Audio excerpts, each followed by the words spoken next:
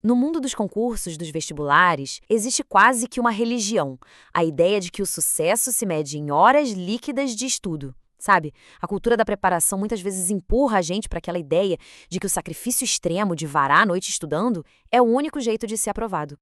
E aí vem aquela pressão, né? Aquela culpa, aquela sensação de que se a gente não está sentado na cadeira por um número quase heróico de horas, a gente já está falhando. É um peso que muita gente carrega e olha, especialmente quem precisa conciliar trabalho, família e os estudos. Então, bora usar a ciência para a gente entender de uma vez por todas por que focar em 3 ou 4 horas de estudo ativo com qualidade pode ser infinitamente melhor do que passar 8 horas ali passivamente na frente dos livros.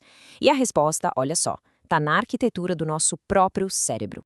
Para começar, a gente precisa entender uma limitação que é fundamental na nossa mente. Nosso cérebro não é uma esponja que absorve tudo sem parar. Não, não. Ele tem um ponto crítico de processamento, um verdadeiro gargalo. Funciona mais ou menos assim, ó. As informações do mundo chegam pela nossa memória sensorial. Daí, uma partezinha selecionada e vai para a memória de trabalho.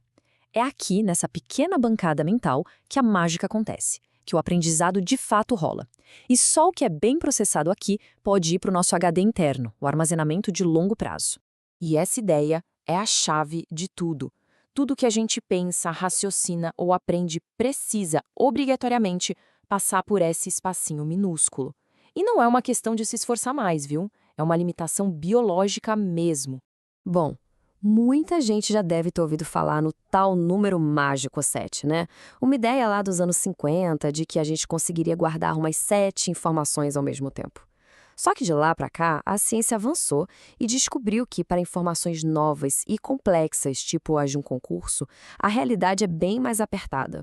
O número real, gente, segundo as pesquisas mais modernas, fica entre 3 e 5 itens. É isso mesmo, 4. Essa é a capacidade real da nossa bancada mental para lidar com coisa nova. É com esse limite que a gente precisa trabalhar.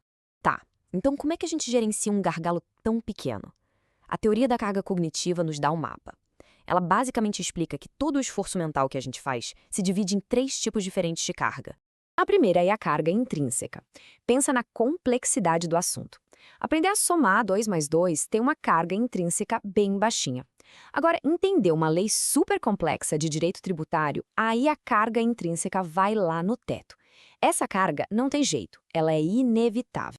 A segunda é a carga estranha, e essa aqui é a verdadeira vilã da história. É o esforço que o cérebro gasta com coisas que não têm nada a ver com o aprendizado. É o barulho da obra do vizinho, um PDF mal formatado, a ansiedade com a prova, é puro desperdício de energia mental.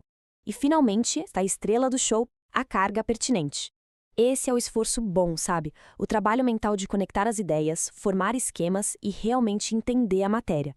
É aquele momento do "Ah, agora entendi!". Esse processo é o que a gente chama de aprender de verdade. E essa tabela aqui resume toda a nossa estratégia. Pensa bem, a capacidade total da nossa memória de trabalho é fixa, certo? Então, nosso objetivo é simples, mas muito poderoso. Minimizar a carga estranha, que é a distração, para poder maximizar o espaço para a carga pertinente, que é o aprendizado de fato. É exatamente aqui que o mito das 8 horas de estudo desmorona de vez. Vamos ver como essas longas sessões de estudo acabam dando um tiro no próprio pé, porque elas simplesmente sobrecarregam o nosso cérebro. A melhor metáfora que existe é a do copo d'água. Pensa que a sua memória de trabalho é um copo. Quando ele está cheio, qualquer informação nova que você tenta colocar simplesmente transborda, se perde. Não adianta forçar a barra. Olha só nesse gráfico. No começo de uma sessão de estudos, com o cérebro descansado, a carga estranha, o ruído mental é mínima. Isso deixa um espaço gigantesco para a carga pertinente, a de aprendizado. O copo tem muito espaço livre, a gente está no auge da nossa capacidade. Agora, olha a diferença brutal num cérebro cansado. A fadiga, o estresse, a ansiedade, tudo isso aumenta drasticamente a carga estranha, como o gráfico mostra. Essa carga inútil espreme o espaço do aprendizado até ele quase sumir. O nosso copo está transbordando com esforço que não leva a lugar nenhum. Sou familiar? É aquela sensação de ler a mesma página 3 vezes e não absorver absolutamente nada. O cérebro está gastando toda a energia dele só para tentar se manter focado. E não sobra nada para aprender. É a mesma coisa que correr numa esteira que está desligada. cansa, mas não te leva a lugar nenhum. Certo, o problema a gente já entendeu. Mas e aí, qual é a solução? A boa notícia é que a mesma ciência que explica o problema também nos dá as ferramentas para otimizar nosso estudo de uma forma drástica. Então, como otimizar isso? Primeiro, fazer pausas. Pausas não são preguiça, gente. São uma necessidade biológica para o cérebro processar a informação. Segundo, minimizar distrações. Cada notificação que a gente desliga libera um espacinho mental. E terceiro, cuidar do bem-estar. Estresse e ansiedade são fontes gigantes de carga estranha. Reduzir o estresse é literalmente aumentar sua capacidade de aprender. E isso nos leva a uma mudança de mentalidade. Em vez de só ficar consumindo informação passivamente, tipo grifando um PDF sem parar, o foco tem que ser em atividades que forcem o cérebro a trabalhar com aquela informação. Sabe, gerar aquela carga pertinente, a carga boa. É tentar explicar um conceito com as suas próprias palavras. É fazer questões, é criar um mapa mental. Isso sim é aprender. Essa analogia é perfeita. Todo mundo já fez isso, vai dizer. Quando a tarefa fica complexa, tipo fazer uma baliza, a gente instintivamente elimina uma fonte de carga estranha, o rádio, para liberar recursos cognitivos. A lógica para estudar é exatamente a mesma. E então, a gente chega ao grande resumo de toda essa análise. E a conclusão, olha, é clara e pode transformar a sua forma de estudar.